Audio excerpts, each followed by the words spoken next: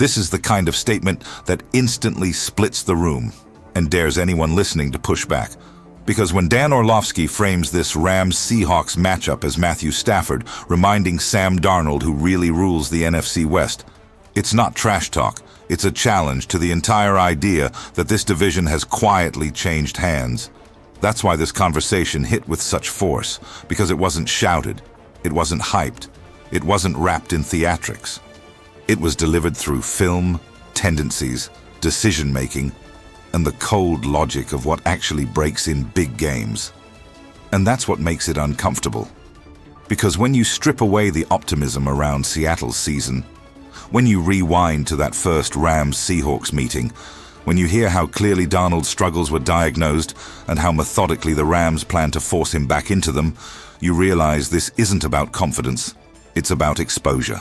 The controversy lives in the implication that what looked like growth might have been fragile, that what felt like control might have been borrowed time, and that when the stakes rise and the margin disappears, experience doesn't just matter, it dominates.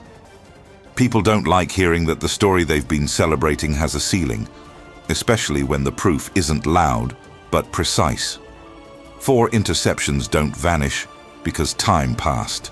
Structural issues don't fix themselves because numbers briefly improve. And when someone with credibility calmly lays out why this matchup still bends toward the Rams, it feels like a threat to the narrative fans have invested in. That's why this conversation doesn't feel like analysis. It feels like a warning, because it suggests that when this division is decided, it won't be by surprise. It'll be by someone doing exactly what they've always done, under pressure, on the road, with everything at stake. The reason this story has exploded right now is because Thursday night isn't just another late-season game. It's a pivot point for the NFC West. The Rams and Seahawks are colliding with division control hanging in the balance, with analytics showing how violently the odds swing based on one result, and with both teams fully aware that this game reshapes their path. Los Angeles walks in as slight favorites, Seattle walks in at home, and the conversation immediately zeroes in on the quarterbacks because that's where these games always tilt. On one side, you have Matthew Stafford, a veteran who has lived inside these moments and doesn't blink when the environment turns hostile. On the other, you have Sam Darnold, who is trying to prove that this season represents something permanent, not temporary alignment. Add in the short week, the rain in Seattle, the injury questions, and the emotional weight around preparation, and you have the perfect stage for every underlying flaw or strength to be magnified. If you're here for coverage that doesn't dodge that tension and actually leans into it, make sure you subscribe and drop a like, because this is exactly the type of matchup where narratives change in real time. What makes Dan's comments resonate is that they aren't built on generic quarterback tropes. They're built on very specific football realities that showed up the last time these teams played. Sam Darnold himself acknowledged after that loss that he didn't do a good enough job getting through his progressions and that he locked onto one side of the field. That's not media spin, that's self-diagnosis. And while the raw interception numbers have calmed since then, the deeper concern raised here is about how defenses have adjusted. The use of disguised coverages against Darnold has doubled, and his comfort level against that has dropped sharply. That's not coincidence. That's the league responding. When teams sense hesitation, they press on it. When they sense uncertainty post-snap, they muddy the picture even more. And the Rams, under Chris Shula, already showed they were willing to bring pressure inside, run games, and force Darnold to process faster than he wanted to. That's where this gets dangerous for Seattle, because those issues don't disappear just because the stat line looks cleaner for a few weeks. The run game discussion cuts even deeper. Seattle wants balance, but they can't sustain it.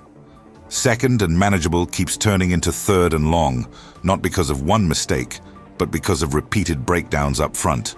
Missed blocks, penetration, guards losing leverage, tight ends failing to reach the second level.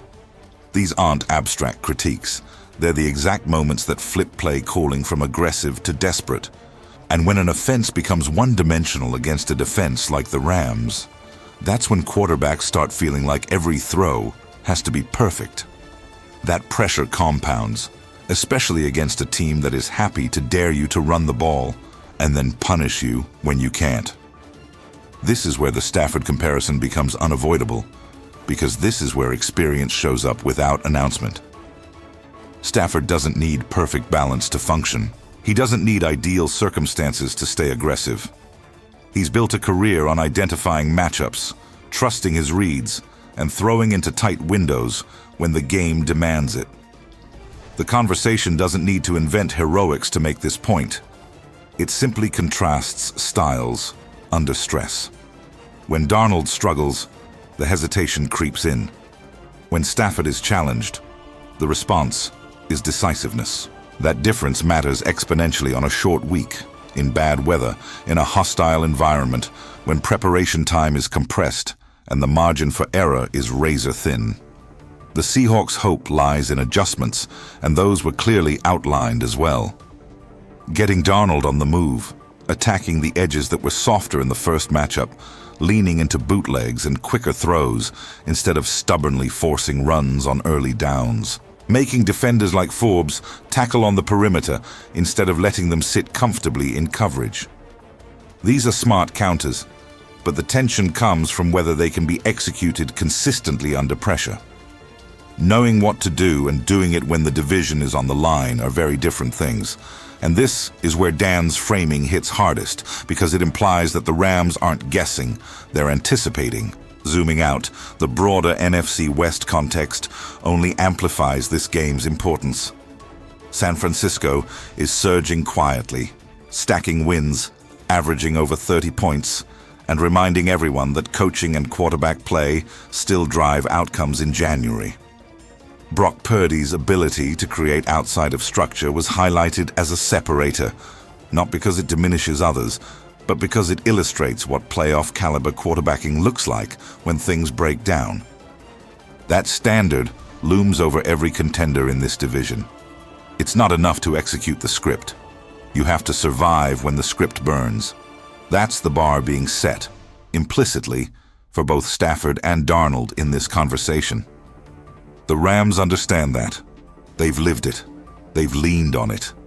And that's why the tone around them feels different. Even with the short week, even with the personal whirlwind around their head coach, even with injury questions lingering, the message coming out of that building is calm, prepared, ready. That's not bravado. That's familiarity.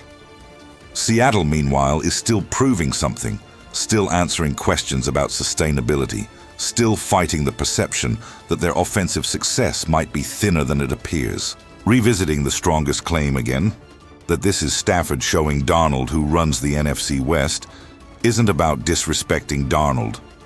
It's about defining the moment. This is the type of game where reputations are reinforced or reshaped, where a quarterback either confirms that his growth holds under fire or reminds everyone that the climb isn't finished yet. The reason this statement stirred debate is because it forces that evaluation now, not later. It refuses to wait for the playoffs to draw conclusions. Inside the locker rooms, comments like this land differently. For the Rams, it reinforces belief. It validates preparation. It sharpens focus.